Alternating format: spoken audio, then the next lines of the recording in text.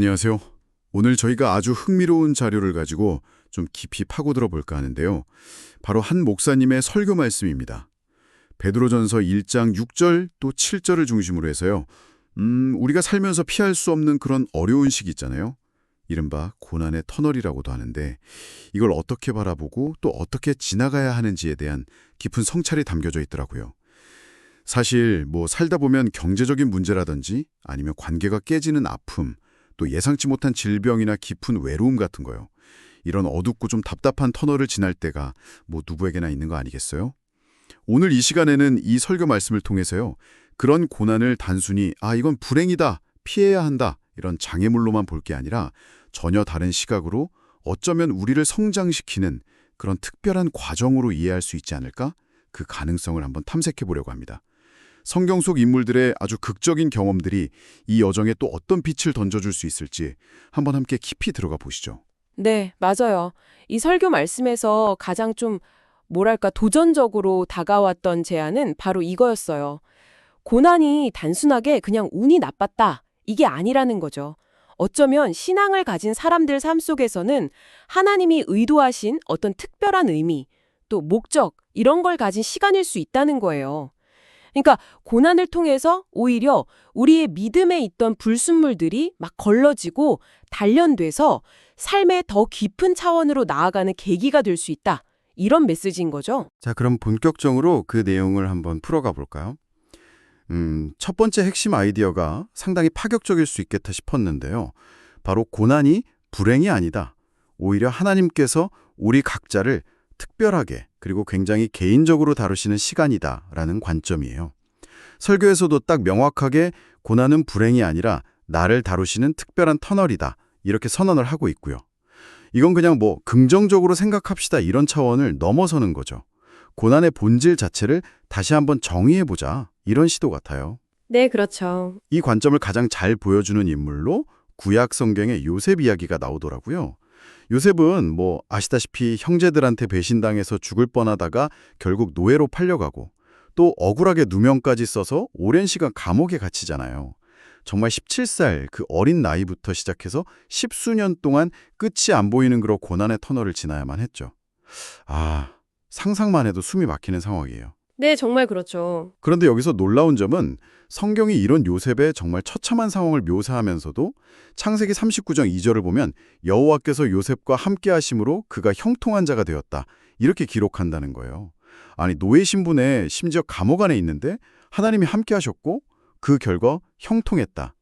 여기서 형통이라는 단어가 우리가 보통 생각하는 성공하고는 좀 다른 의미인 것 같더라고요. 바로 그 지점입니다. 그게 아주 중요해요. 여기서 말하는 형통이라는 게 문제가 다 해결되고 상황이 막 좋아졌다. 이런 의미라기보다는요. 그 고통스러운 상황, 그 한복판에서도 하나님의 어떤 특별한 임재, 또 인도하심이 있었다. 이런 뜻에 더 가깝다고 봐야겠죠.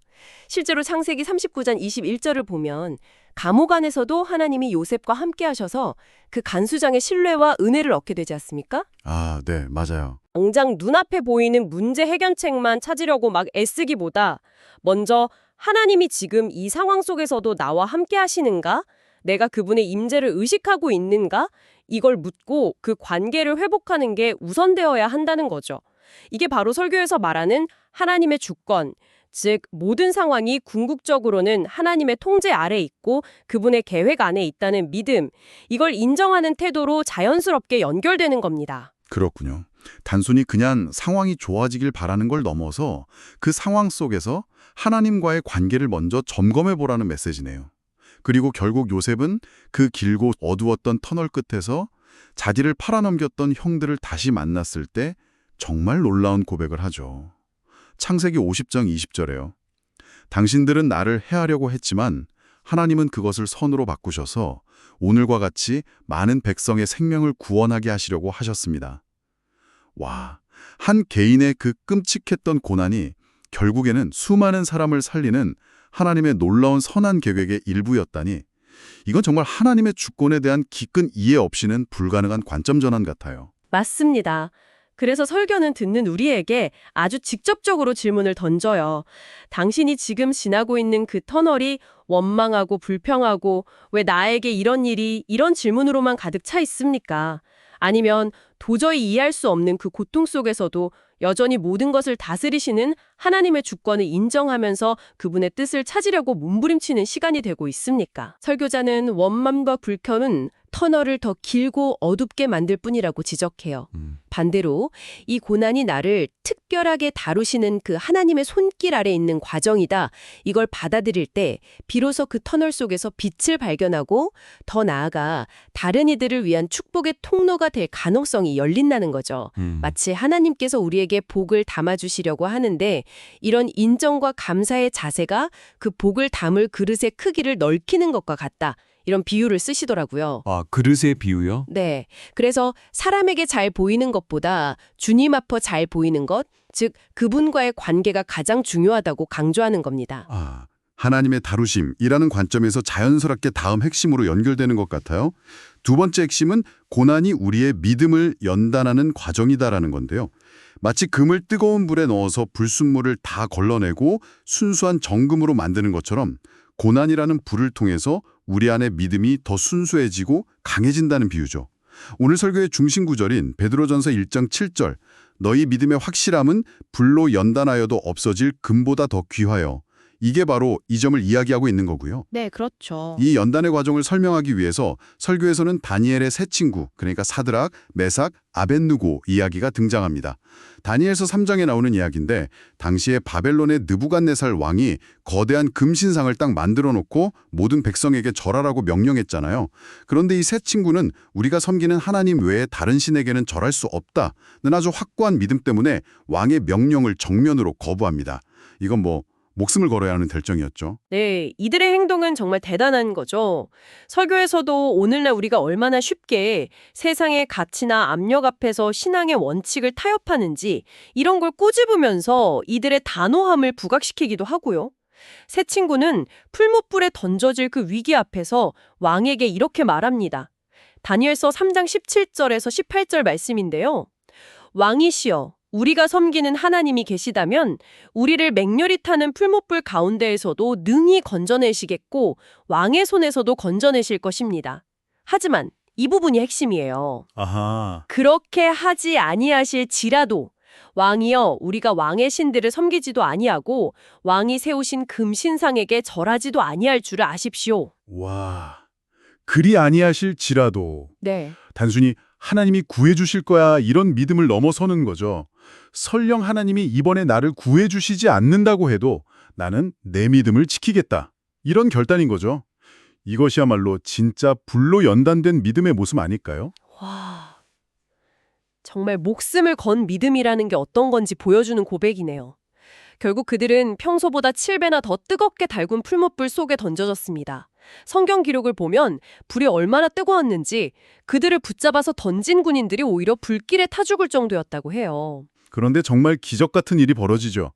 불 속에 던져진 세 친구는 머리카락 하나 그을리지 않았고 묶였던 결박이 풀린 채로 불 속을 자유롭게 거닐고 있었다는 겁니다. 심지어 이 광경을 본 느부갓네살 왕은 불 속에 3명이 아니라 4명의 사람이 있는 것을 보고 깜짝 놀라죠. 그리고 그 네 번째 인물이 마치 신의 아들 같다고 외치고요. 아, 그렇죠. 설교자는 이 장면을 통해서 요셉의 감옥에 함께 하셨던 그 하나님이 이번에는 맹렬한 풀무불 한가운데서도 당신의 백성과 함께 하셨다는 것을 아주 생생하게 보여준다고 설명합니다. 그래서 설교는 이 강렬한 이야기를 통해서 우리에게 다시 묻는 거예요. 당신이 지금 겪고 있는 그 고난이라는 풀이 당신의 믿음을 그냥 재로 만들어버리고 있습니까? 아니면 역설적이게도 그 뜨거운 불 속에서 하나님의 임재를 더 생생하게 경험하고 당신의 믿음이 정금처럼 단련되는 기회가 되고 있습니까? 믿음으로 고난을 딱 붙들 때 그 불은 우리를 소멸시키는 파괴적인 힘이 아니라 오히려 하나님과 동행하면서 우리의 믿음을 더욱 순수하고 강하게 만드는 연단의 장이 될 수 있다는 것입니다. 욥기 23장 10절에서 욥이 고백했던 것처럼 그가 나를 단련하신 후에는 내가 순금같이 되어 나오리라 이런 소망을 품게 되는 거죠. 네. 그리고 설교에서는 때로 하나님께서 우리의 그 조급한 마음과는 달리 침묵하시는 것처럼 느껴질 때가 있는데 그것조차 더 깊은 뜻을 이루기 위한 과정일 수 있다고 언급해요. 섣불리 판단하거나 포기하지 않고 인내하면서 기다리는 믿음. 이것 또한 연단의 중요한 부분이라는 점을 이야기하는 거죠. 그렇군요. 그렇다면 하나님께서 우리를 이렇게 특별하게 다루시고 또 불같은 시련을 통해서 믿음을 연단하시는 이 모든 과정이 궁극적으로 향하는 목적지, 그건 어디일까요? 여기서 이제 세 번째 핵심이 나오는 것 같습니다. 바로 이 모든 고난과 연단의 과정은 결국 우리를 하나님의 영광을 드러내는 삶으로 빚어가기 위함이라는 거예요. 다시 베드로전서 1장 7절을 보면 불로 연단된 믿음은 결국 예수 그리스도께서 나타나실 때에 칭찬과 영광과 존귀를 얻게 할 것이라고 약속하고 있거든요. 네, 맞아요. 사도 바울 역시 고린도후서 4장 17절에서 비슷한 맥락의 고백을 하죠. 우리가 잠시 받는 환난에 경한 것이 지극히 크고 영원한 영광에 중한 것을 우리에게 이루게 한다. 지금 우리가 겪는 고난이 아무리 무겁게 느껴질지라도 그것이 장차 우리에게 임할 정말 비교할 수 없이 크고 영원한 영광을 만들어가는 과정이다. 와, 이건 정말 놀라운 관점인데요. 바로 이 지점에서 설교는 우리 삶의 방향성에 대한 가장 근본적인 질문을 던집니다. 당신의 삶은 궁극적으로 나의 기쁨과 나의 만족을 위해 존재합니까? 아니면 본래 창조된 목적인 하나님의 영광을 드러내기 위해 존재합니까? 설교자는 우리가 이 본래의 목적에서 벗어나서 오직 자기 자신의 행복과 만족만을 추구할 때 어쩌면 그 고난의 터널이 끝나지 않고 계속될 수도 있다고 상당히 도전적으로 지적해요. 삶의 초점을 나 중심에서 하나님 중심, 즉 그분의 영광을 드러내는 것으로 전환하는 것. 이것이 어쩌면 우리가 그토록 벗어나고 싶어하는 그 어두운 터널을 빠져나오는 가장 중요한 열쇠가 될 수 있다. 이런 강력한 메시지를 전달하는 것이죠. 이 관점의 전환이 정말 결정적인 것 같습니다. 고난을 더 이상 나에게만 일어난 부당하고 억울한 시간, 어떻게든 피하고 벗어나야 할 문제 상황으로만 보는 게 아니라 오히려 나를 더 깊은 믿음으로 이끌고 궁극적으로는 하나님의 영광을 담아내는 존재로 빚어가시는 하나님의 섭리, 그 과정의 일부로 받아들이는 것, 이것이 오늘 살펴본 설교가 제시하는 고난을 대하는 근본적으로 새로운 자세라고 할 수 있겠네요. 네, 그렇습니다. 자, 오늘 함께 깊이 들여다본 설교 말씀의 핵심 내용들을 다시 한번 정리해 보겠습니다. 이 신앙적인 관점에서 고난을 다시 한번 해석해 본다면요. 첫째, 고난은 단순한 불운이 아니라 하나님께서 나를 특별하게 만나주시고 다루시는 시간이라는 것. 네. 둘째, 고난은 나의 힘이나 계획이 아니라 오직 하나님의 통치, 즉 그분의 주권을 온전히 인정하도록 이끄는 과정이라는 점. 그렇죠. 셋째, 고난은 마치 불이 금을 연단하듯이 내 안의 믿음을 더욱 순수하고 강하게 만드는 필수적인 연단의 과정이라는 것. 맞습니다. 그리고 마지막으로 이 모든 과정을 통해서 궁극적으로는 우리를 그리스도의 모습을 닮아가게 해서 하나님의 영광을 드러내는 삶으로 이끌어가는 의미 있는 터널이라는 것이죠.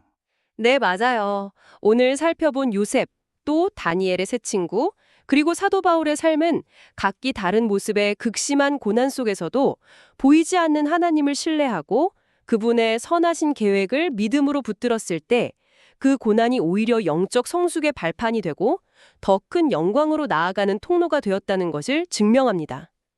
결국 핵심은 우리가 고난이라는 현실 앞에서 어떤 반응을 선택하느냐, 여기에 달려있는 것 같아요.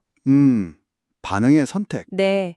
원망과 불평 대신에 믿음과 감사를 선택하고 이해할 수 없는 상황 속에서도 하나님의 주권을 인정하는 자세 말이죠. 덧붙여서 설교는 하나님께서 우리가 감당할 수 있는 시험만을 허락하신다는 그런 위로의 메시지도 함께 전합니다. 그것도 중요하죠. 네. 우리의 연약함과 한계를 누구보다 잘 아시고 딱 그만큼의 연단을 통해서 우리를 빚어가신다는 약속이니까요. 그렇게 하면 이 모든 이야기가 지금 혹시 어둡고 긴 터널을 지나고 있다고 느끼시는 청취자 여러분에게는 어떤 의미로 다가올까요? 오늘 함께 나눈 이 설교 말씀은 어쩌면 여러분께서 현재 겪고 있는 그 고난이라는 경험 자체를 완전히 새로운 시각으로 바라보도록 초대하고 있는 것 같습니다. 그것을 더 이상 의미 없는 고통이라 불행으로만 여기지 않고요. 당신을 더 깊은 믿음의 사람으로, 그리고 궁극적으로는 하나님의 영광을 드러내는 존재로 만들어가는 그런 의미 있는 변화의 과정으로 재해석할 수 있는 가능성을 열어주고 있습니다. 마지막으로 이 시간을 마무리하면서 함께 깊이 생각해 볼 질문을 하나 던져드리고 싶습니다. 오늘 설교는 하나님께서 고난의 바깥에서 우리를 그냥 지켜보시거나 구원하실 뿐만 아니라 고난의 가장 깊은 한복판에 우리와 함께 하시는 분이라는 점을 여러 번 강조했잖아요. 네, 그랬죠.